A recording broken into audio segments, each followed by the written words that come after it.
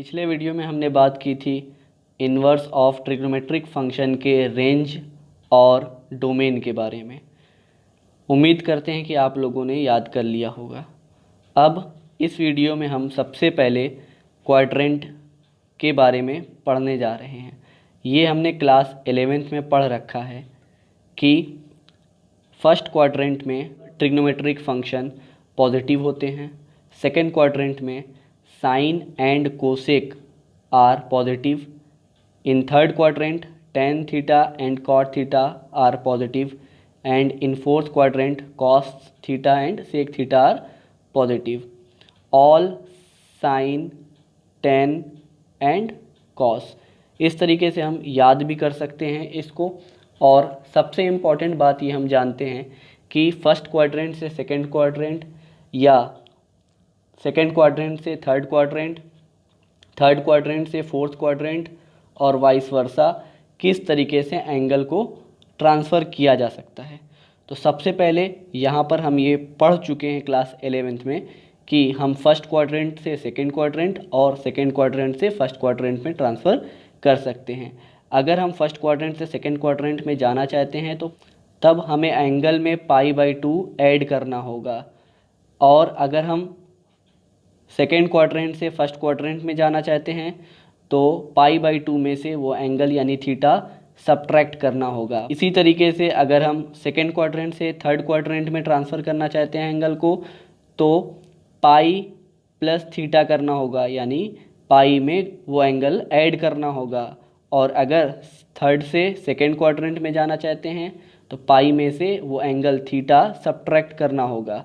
Similarly third से fourth quadrant के लिए हमको 3π/2 प्लस थीटा करना होगा। फोर्थ से थर्ड में जाने के लिए 3π/2 माइनस थीटा करना होगा। और लास्ट में हॉरिजॉन्टल लाइन में फिर इसी तरीके से फोर्थ से फर्स्ट में ट्रांसफ़र करने के लिए 2π प्लस थीटा, एंड फर्स्ट से फोर्थ में आने के लिए 2π माइनस थीटा करते हैं। और हम सब ये अच्छे से जानते हैं कि vertical line is called changing line and horizontal line is called non changing line. यानी वर्टिकल लाइन का अगर यूज़ करके हम फर्स्ट से सेकंड क्वाड्रेंट और सेकंड से फर्स्ट क्वाड्रेंट या थर्ड से फोर्थ क्वाड्रेंट या फोर्थ से थर्ड क्वाड्रेंट ट्रांसफ़र करते हैं तो जो फंक्शन होता है वो चेंज हो जाता है। साइन कॉस में, कॉस साइन में, टेन कॉट में, कॉट टेन में, सेक कोसेक में, कोसेक सेक में। लेकिन अगर हम हॉरिजॉन्टल लाइन का यूज़ करते हैं तो फंक्शन चेंज नहीं होता है। और अब हम यहाँ पढ़ने जा रहे हैं कुछ note. Sine inverse minus x is equal to होता है minus sine inverse x. X belong करता है -1 to 1 in close interval. Tan inverse minus x is equal to होता है minus tan inverse x. X belong करता है all real number में। Cosec inverse minus x is equal to होता है minus cosec inverse x. And here also modulus of x is always greater than और equal to 1।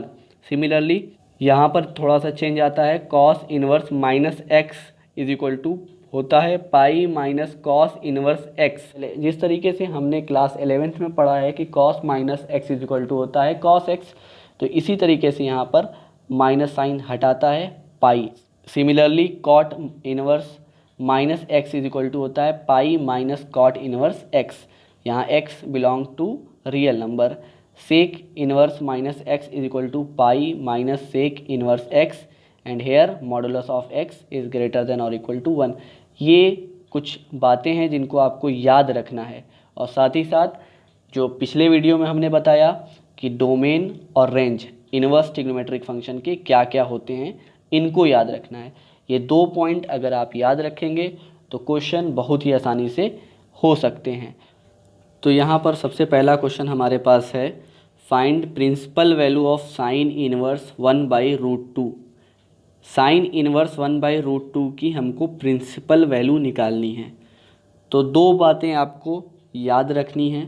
सबसे पहले जो हमने पिछले वीडियो में इन्वर्स ऑफ ट्रिग्नोमेट्रिक फंक्शन के डोमेन एंड रेंज बताए हैं उसको। दूसरा जो अभी हमने नोट में कुछ पॉइंट्स बताए हैं उनको। अगर ये 2 बातें आप याद रखेंगे तो क्वेश्चन सिंपली हो जाएगा। तो आइए देखते हैं इसके सॉल्यूशन को। सबसे पहले सिंस साइन इनवर्स 1/√2 ये क्वेश्चन से हमको नोट करना है।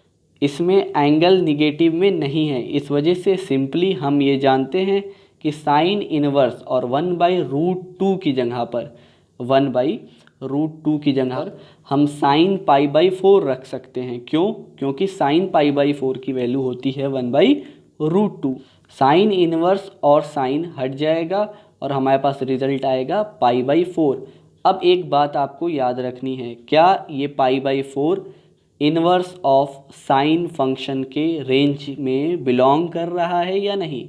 तो हमें पता है कि इनवर्स ऑफ साइन फंक्शन का range in close interval -π/2 to π/2 होता है। तो yes, π/4 is belonging to -π/2 to π/2 in close interval.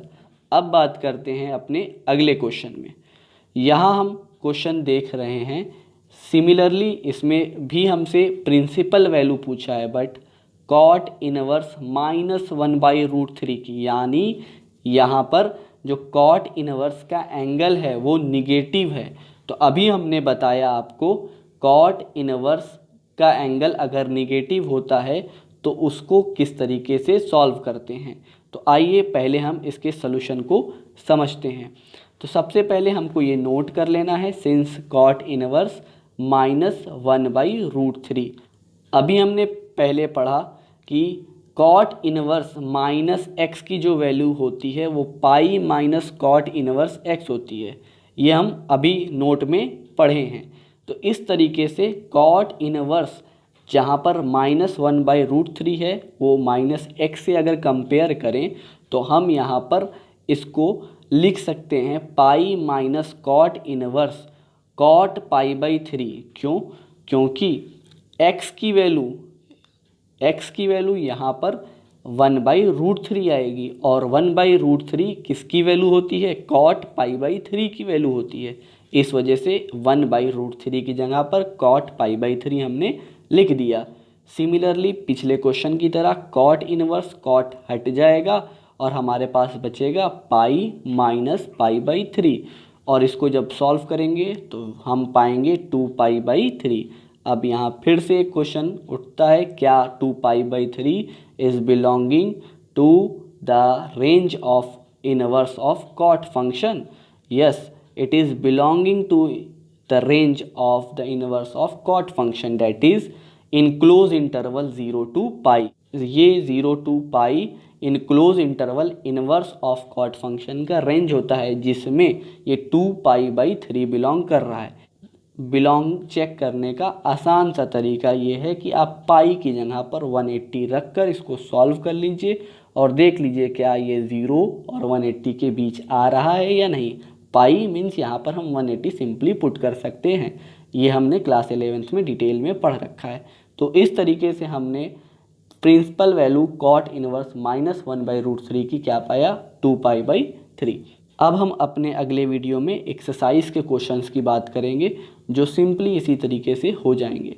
तो आपको दो चीज़ें याद करनी है। पहली चीज़ जो हमने पिछले वीडियो में इनवर्स ऑफ ट्रिग्नोमेट्रिक फंक्शन के डोमेन और रेंज लिखवाए हैं उसको, सेकंड अभी जो हमने नोट में कुछ पॉइंट्स लिखवाए हैं उसको।